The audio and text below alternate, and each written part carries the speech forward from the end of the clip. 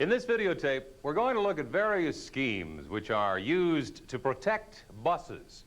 We all know that the bus is a very important part of the power system, as it must be used at every junction point of lines and feeders. Normally, a bus will have several power sources feeding in and several lines feeding out of the bus.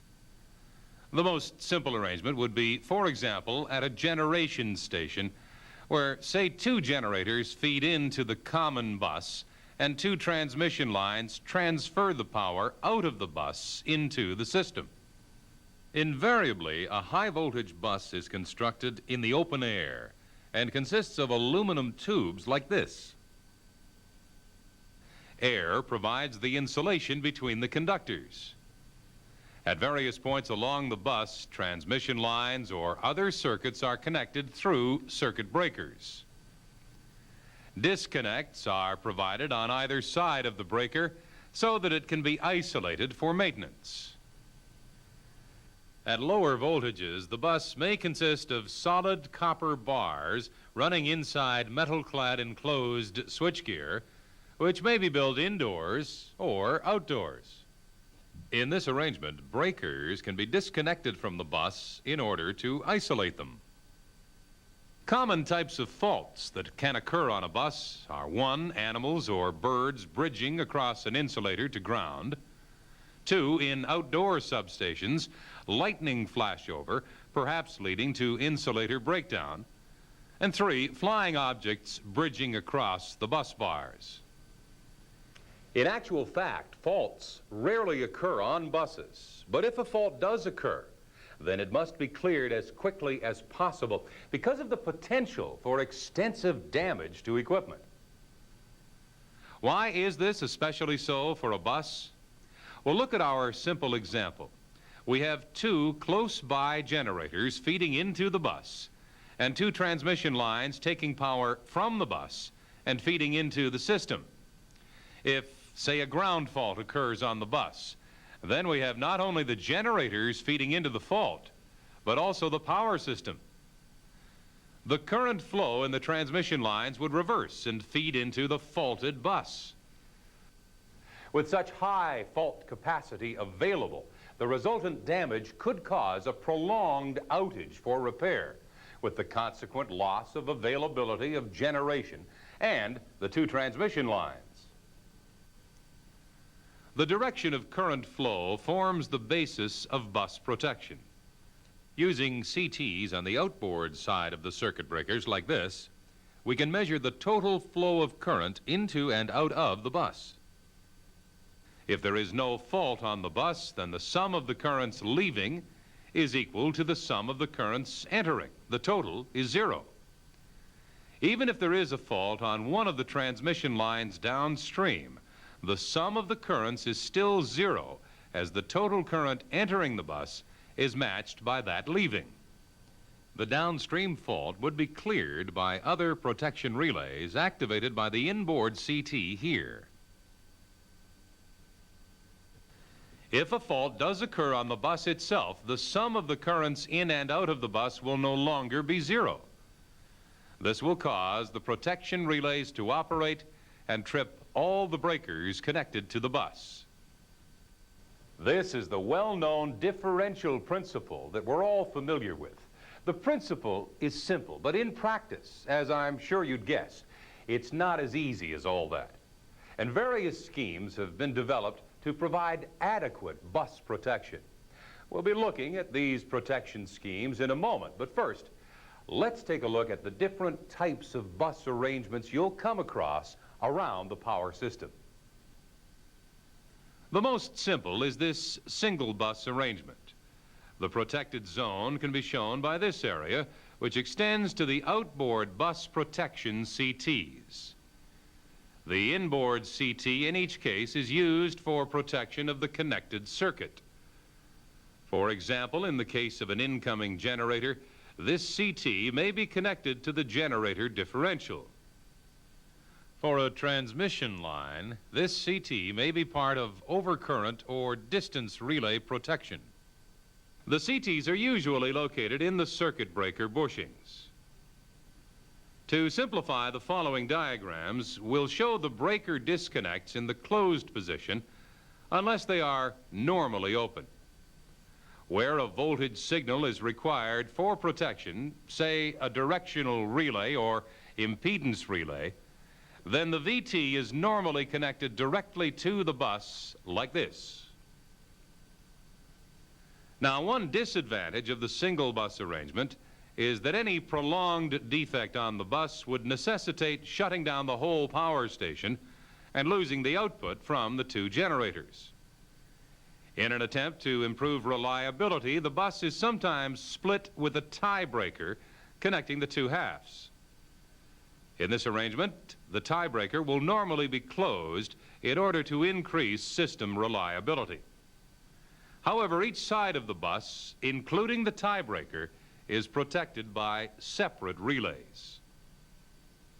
For example, the protection zone of bus B encloses this area. A fault occurring on bus B would cause the connected circuit breakers, including the tie breaker, to open. This would isolate the faulty half of the bus, but leave the remaining section, that is, bus A, to operate intact. As there is only one circuit breaker in each circuit, the line has to be taken out of service when the breaker needs to be isolated for maintenance. One economical way of getting around this problem is to provide a transfer bus. The circuit disconnects are arranged so that any line can feed into either the main bus through the circuit breaker like this, or directly onto the transfer bus like this. Now, suppose that we need to isolate circuit breaker number 1 for maintenance. In this situation, the line 1 disconnect will be connected to the transfer bus, and the tie breaker would now operate as the breaker for that line. So, for the price of one extra breaker, we can substitute any one of the line breakers. While in this configuration, the transfer bus acts as part of the line and is thus protected by the line protection. The inboard CT of the bus tie breaker becomes part of the line protection.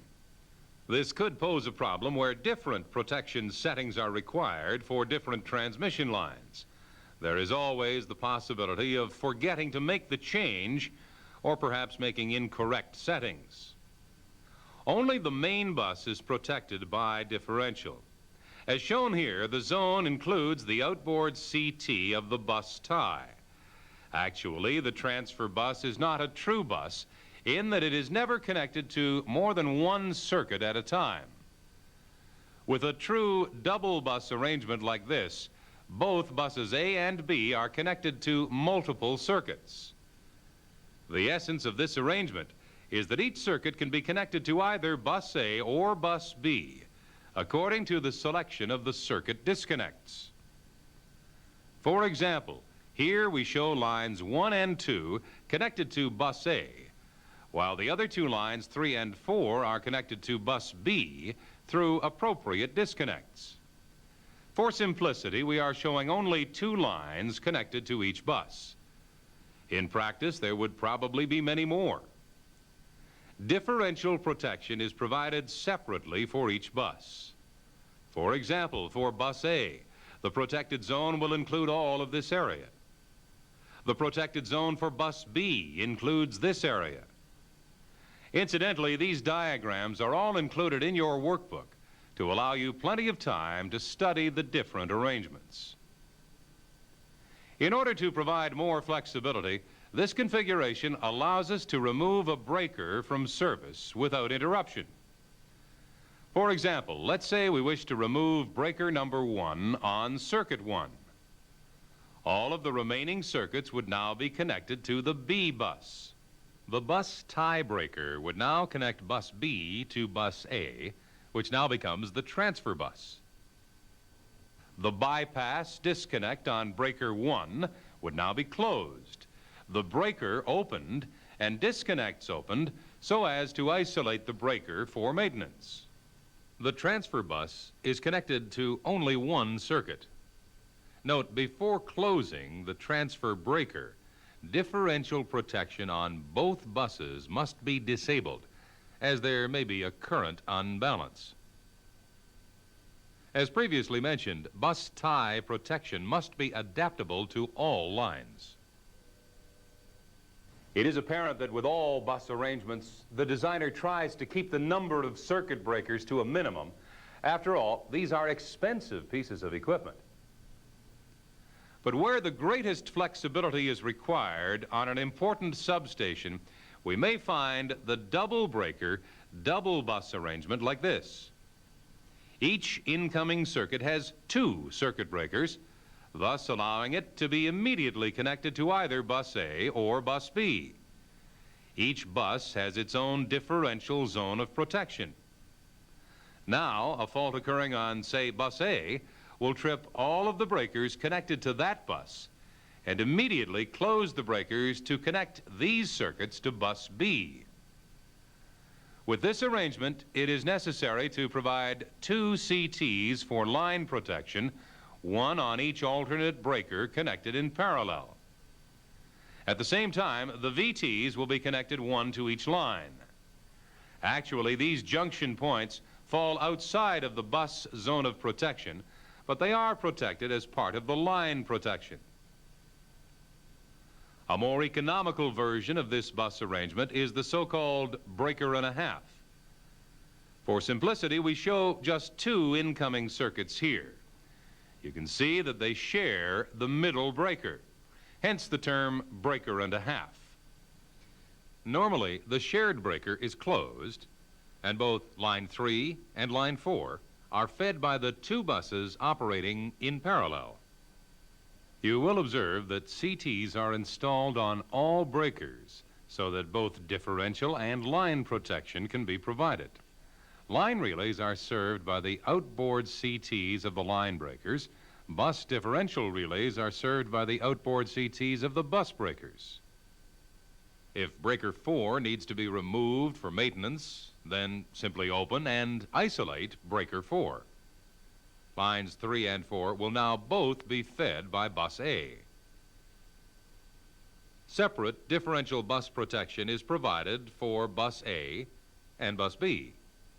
If a fault occurs on bus A, all A-side breakers will open, and since the shared breakers are normally closed, all lines are connected to bus B. The mid-bus sections are protected by the line protection. Another bus arrangement commonly used is the ring bus, like this.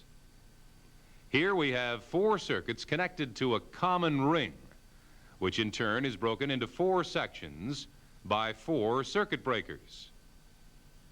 A fault on any line will cause the tripping of the 2 breakers on either side.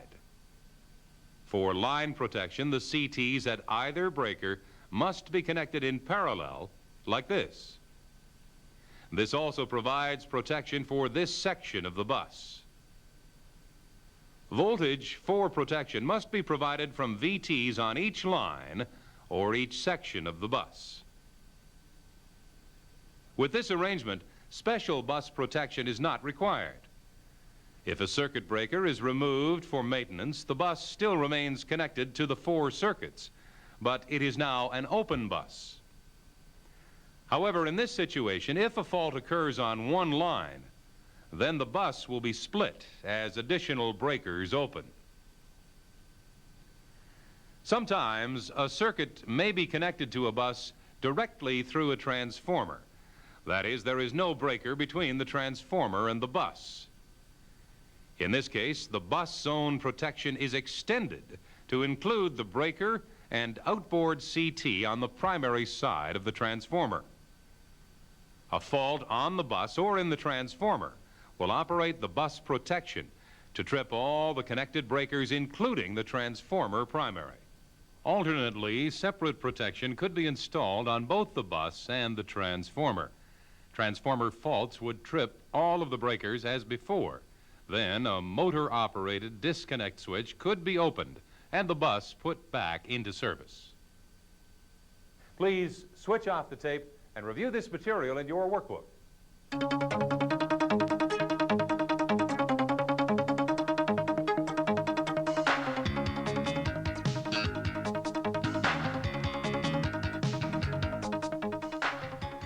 The type of differential protection installed depends very much upon the size and importance of the bus in the power system.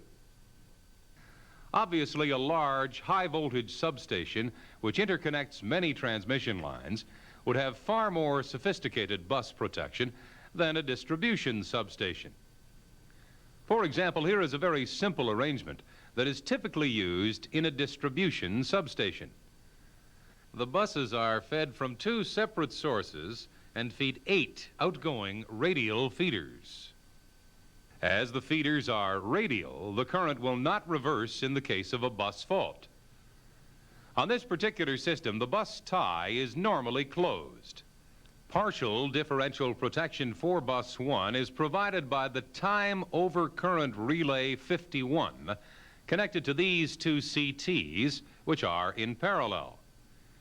If a bus fault occurs on bus 2, a heavy fault current will flow from source 1 into bus 1 and through the tiebreaker into bus 2. The CT currents will be subtractive and therefore will not operate the overcurrent relay.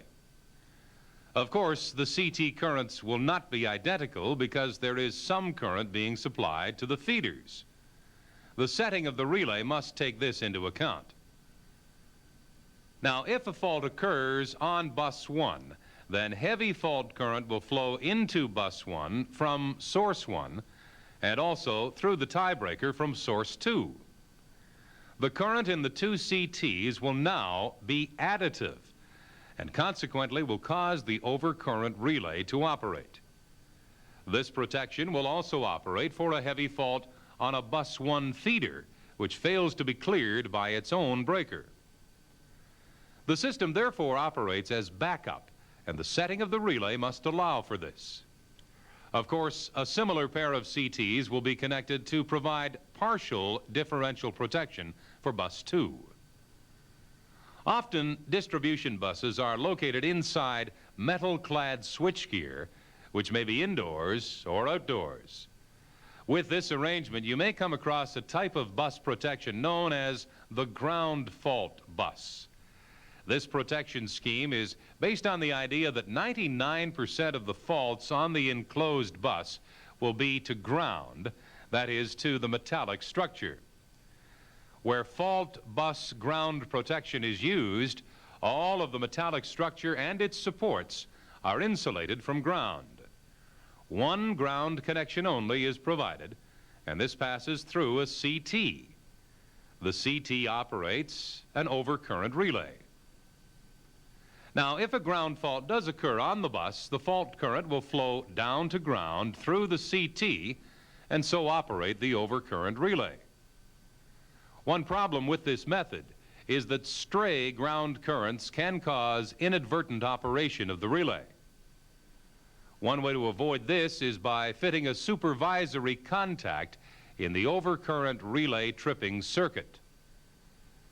The supervisory relay is controlled by a CT in the system neutral ground.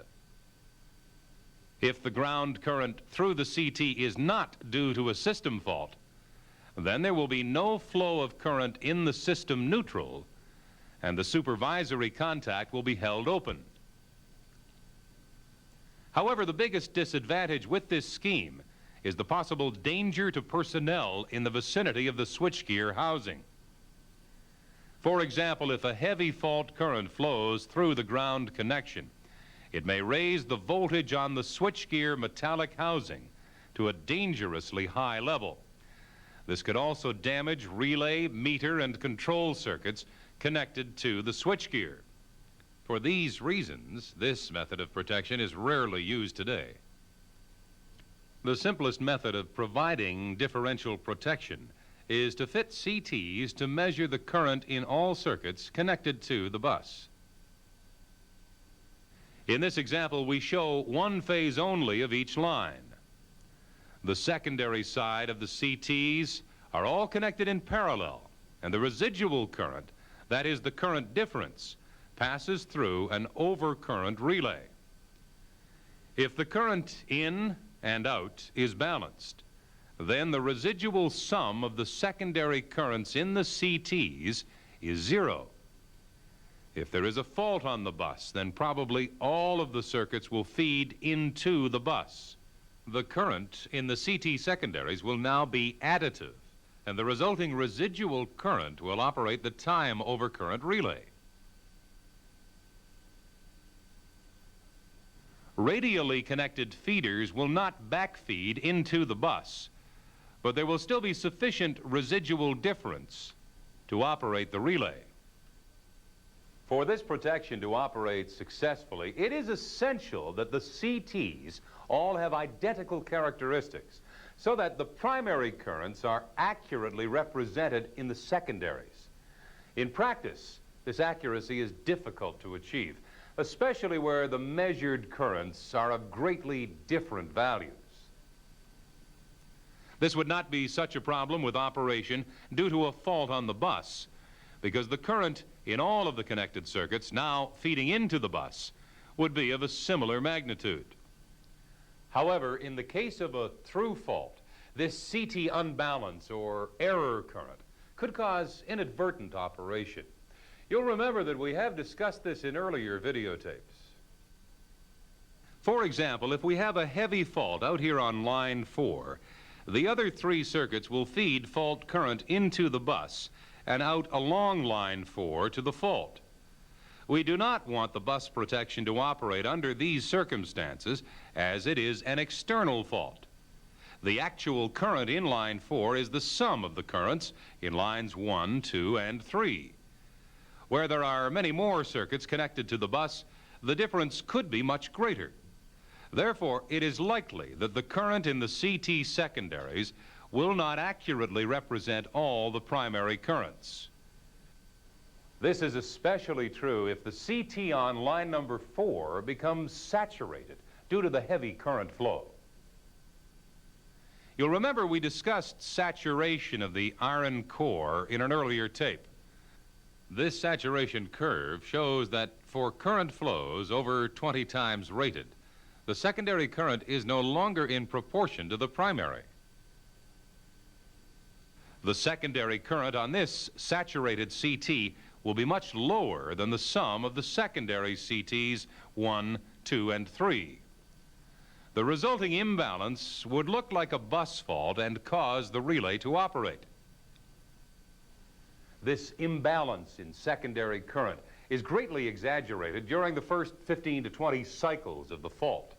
This is due to the transient that occurs in the primary current the moment it dramatically increases due to the fault.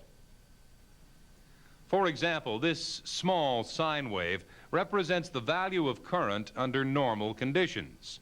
And here we see the same sine wave, but with much greater amplitude due to the fault on the line. Indeed, this may be high enough to cause saturation of the CT's iron core. However, there is yet another factor to make matters worse.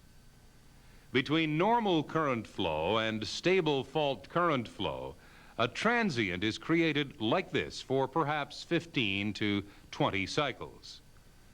The amplitude of the current wave is the same as the stable fault current, but the whole sine wave has been raised as though a declining DC current has been injected into the circuit.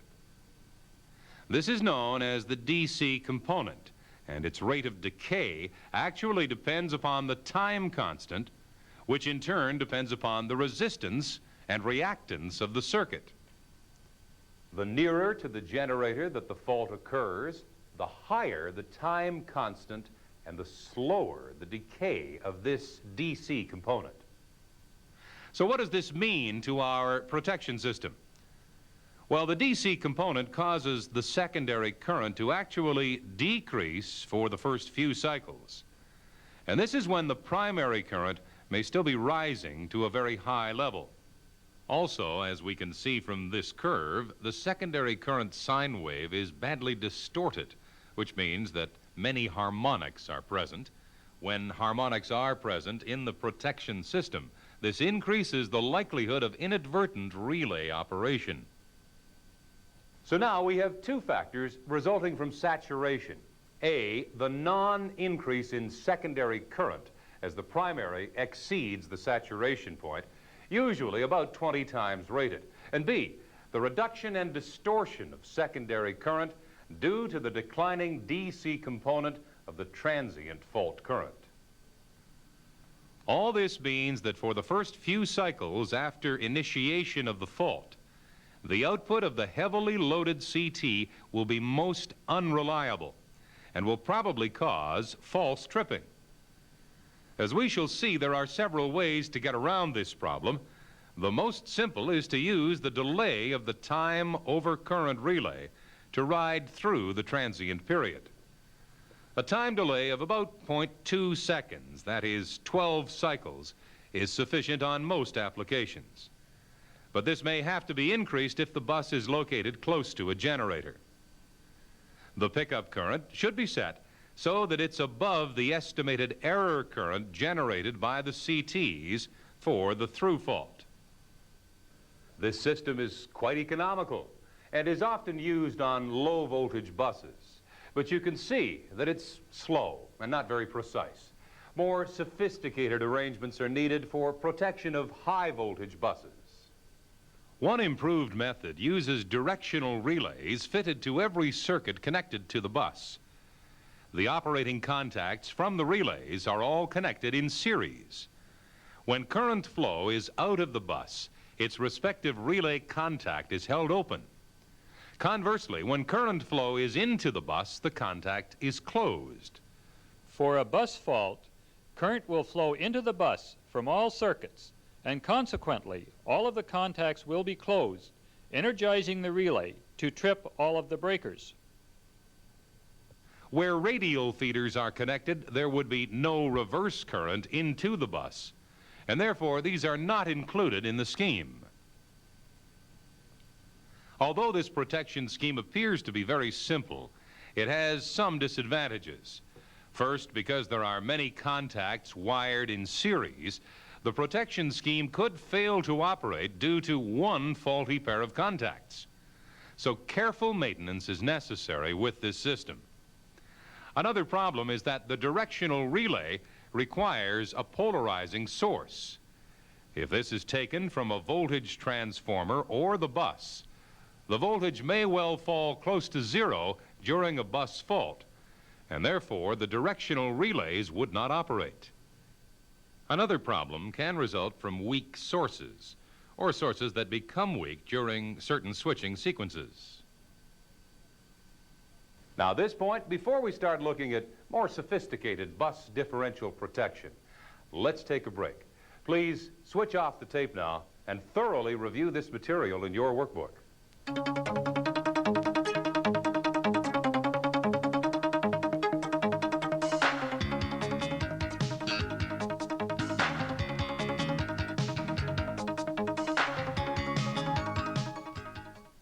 As we mentioned earlier, on large, high-voltage buses, a bus fault should be cleared as rapidly as possible due to the extremely high value of current which can flow into the fault. On the other hand, the last thing we want is for the bus to clear all of the breakers for a fault out on one of the connected circuits. What we need is high-speed differential protection which is reliable. Let's look once again at an example of simple current differential. There are 6 circuits connected to this bus with 300 amps entering on each of these lines, 1 and 2 and 3. 500 amps flows out on line 4 and 200 amps out on line 5 and line 6. There will normally be a set of CTs and a differential relay for each individual phase. For good performance, all of the CTs must be of identical manufacture and the same ratio. For simplicity, we'll look at just one phase on each line. Let's assume this to be 100 to 1 for a rating of 500 amps primary. From this, we can easily calculate the magnitude of current and its direction of flow in each of the CT secondaries. As we would expect, in this case, the secondary currents cancel out. There is no current passing through the relay operating coil as the loads are balanced. Now, let's see what happens if a fault occurs on the bus with a magnitude of 18,000 amps. Now, we will have all 6 lines feeding current into the bus to supply the fault. Depending upon the reactance of each line from its respective source, the current flows will probably be similar. In this case, let's say 3,000 amps each. Now, in the secondary of each CT, we have 30 amps flowing. Note that this is 6 times the secondary rating of 5 amps, well within the range of accuracy. You'll remember that protection-type CTs retain 90% accuracy up to 20 times rated current. These secondary currents are all additive, so we have 180 amps passing through the relay operating coil. This will operate and trip all of the bus breakers. This is correct for an internal fault. Now, let's look at the case of a fault on line 4, fairly close to the breaker. As before, the fault magnitude is 18,000 amps. Lines 1, 2, 3, 5, and 6 will each feed 3,000 amps into the bus, and then 15,000 amps out along line 4 to supply the fault. Line 4 also feeds 3,000 amps to the fault. In the CT secondary, we have 30 amps on each of these lines and minus 150 amps on the faulty circuit. This would give us 0 current passing through the relay, so it will not operate. This is correct for an external fault. This is what we would like to see, but in practice, it does not happen like this. The problem lies with the different response by the CTs to the widely different current values. The level of current in this CT on the faulty line is 30 times its rating, so it is way over its saturation limit. Add to this the distortion occurring during the first few cycles, and it is likely that the secondary current will be, say, 110 amps instead of 150. So now we have a current of 40 amps passing through the operating coil of the relay, sufficient to cause a trip. This is incorrect operation. We do not want the bus protection to operate for external faults. One method to improve the reliability of operation during this transient period is to utilize a differential relay with multiple restraint coils. In the example shown, they would be connected like this. Applying the same numbers as before, we see that we have 40 amps passing through the relay operating coil, but this is opposed by the restraint coils. Let's look at these. Here, we have a total of 200 amps restraint in one direction, minus 60 in the other, so the total restraint is proportional to 140 amps. In this case, the percentage differential is the operating coil current, 40 amps, divided by the restraint current, 140, equals approximately 29%. So in order to allow high-speed tripping and avoid misoperation during the first few cycles of the fault, we would need to set the percentage differential to about 40%. Multi-restraint bus differential relays are available with up to 6 restraint circuits. The relay is quite fast-acting. It operates within 50 to 100 milliseconds. That is approximately 3 to 6 cycles. Each bus circuit, which can provide a source of fault current, is connected to a separate restraint coil. On the other hand, CTs from radial feeders, which are not a source of fault current, are usually connected in parallel and then connected to one restraint coil. As there are no phase shift problems across a bus, the 3-phase CTs are normally connected in Y. In order to improve accuracy, it is important that the burden on CTs be kept as low as possible. Therefore, the CTs should not be used for any other purpose. For the same reason, the leads connecting the CTs should be of ample current carrying capacity. As all of the CT ratios are normally identical, the bus differential relays are not fitted with ratio taps. If a particular circuit does have a different CT ratio, then it's necessary to connect an auxiliary CT in order to match the others. Okay, so much for current differential. Another way of getting around the problem of CT saturation with bus protection is to use a different type of CT, one which has no iron core. The air core CT completely eliminates the problem of iron core saturation. This CT is known as a linear coupler. It looks similar to the conventional iron core CT, and it is often mounted in the circuit breaker bushings. The number of secondary turns are usually far greater than in the conventional CT to make up for the lack of iron and in order to provide the correct primary-secondary relationship. The linear coupler is usually designed to provide 5 volts on the secondary side for 1,000 amps passing through the primary.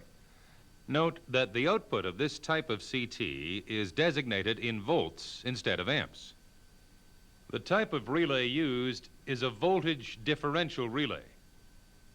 For bus protection, the linear couplers are all connected in series like this. To simplify the example, let's say that we have 1,000 amps entering on each of these 2 lines, 1 and 2, and 1,000 amps leaving the bus in each of lines 3 and 4. So on the linear coupler secondaries, we have plus 5 volts here, plus 5 volts here, minus 5 volts here, and minus 5 volts here. So the voltage differential relay sees 0 volts and will not operate. This is correct. For a fault on the bus, let's say 8,000 amps, each of the transmission lines will feed in 2,000 amps. We will now have a total of 40 volts across the relay operating coil, and the relay will trip. This is correct. For an external fault on one of the lines, we may have, say, 3,000 amps entering in each of the lines 1, 2, and 3, and 9,000 amps going to the fault on line 4. As the linear coupler does not suffer from saturation effects, the sum of the voltage will be 0. The relay will not trip for this external fault. This relay is highly sensitive and will trip in about 16 milliseconds, that is 1 cycle, so providing high-speed operation. In spite of these apparent advantages, this system is still not in wide use throughout the power industry. One problem is that it cannot use the conventional CTs, which are commonly purchased and stocked in large number for any utility company. Moreover, the linear couplers cannot be used for any other application within the system. And there is yet another bus differential scheme utilizing voltage relays instead of current relays. We'll be looking at this in the next segment. For now, please switch off the tape and review this material in your workbook.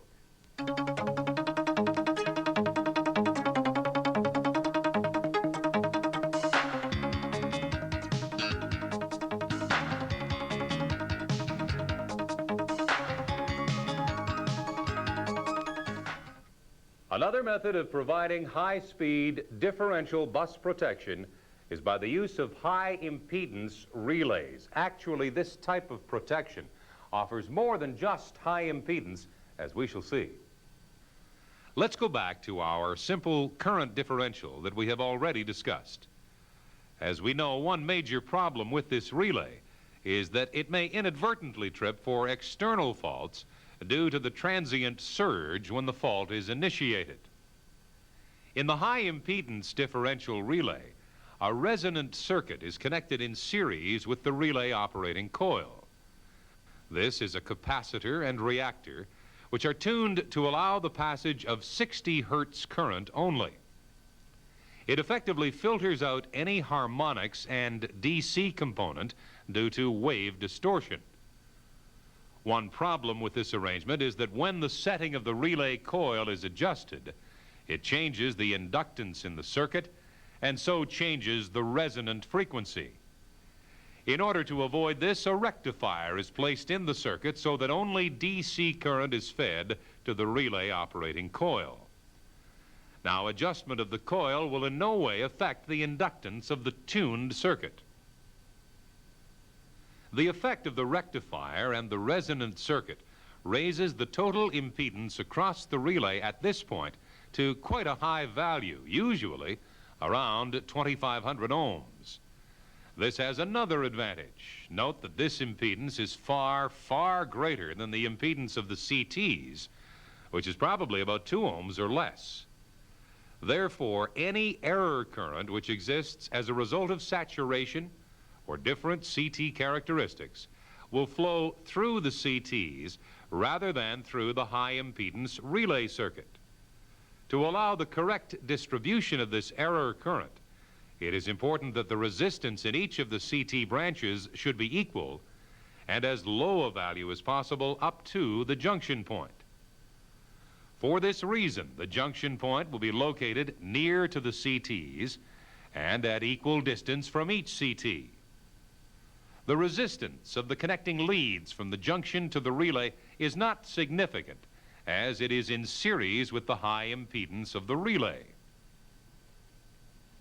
When there is an internal fault on the bus, all of the circuits will feed into the bus, and therefore all of the secondary currents will be additive. In this situation, all of this current must flow through the differential relay and operate the tripping circuit. An out-of-balance current of, say, 20 amps flowing through the CT circuit of, say, 3 ohms would produce a voltage of 60 volts across the impedance relay. To trip for this condition, the relay would be set at 60 volts. However, this does raise another problem. Suppose under such conditions that the total secondary differential current is, say, 50 amps. If all of this current were to pass through the high impedance relay of 2,500 ohms, the total voltage drop across the relay would be 2,500 times 50 equals 125,000 volts. This would obviously destroy the relay. This problem is resolved by placing a parallel circuit across the relay so as to bypass most of the current.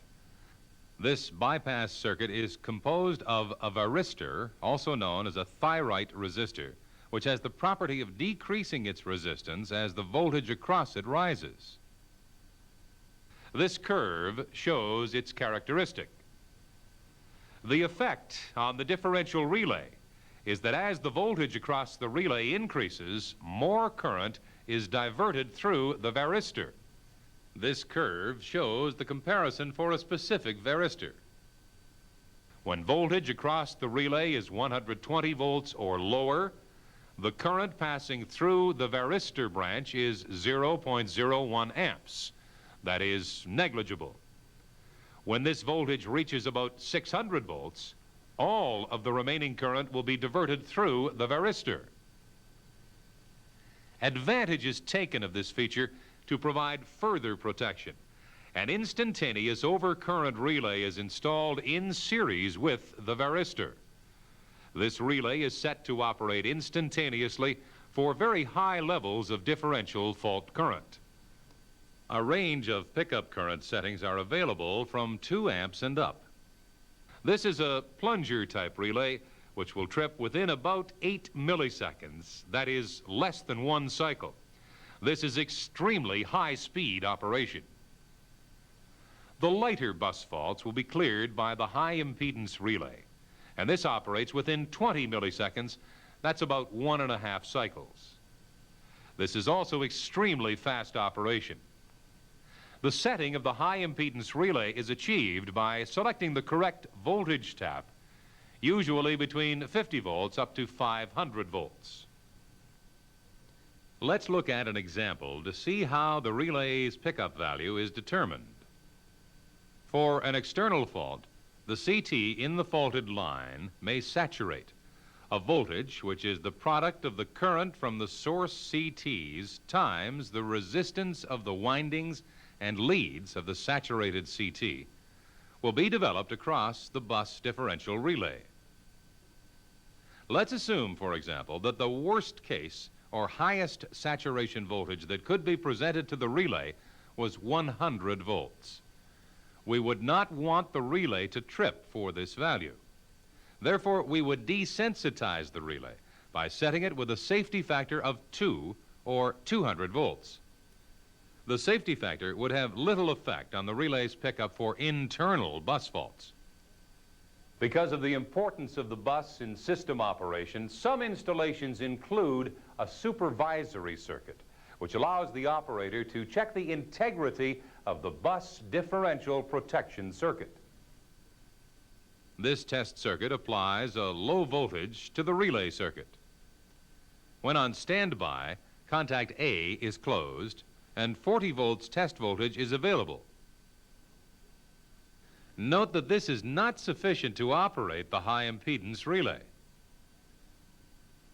Contact B is closed to check for short circuits.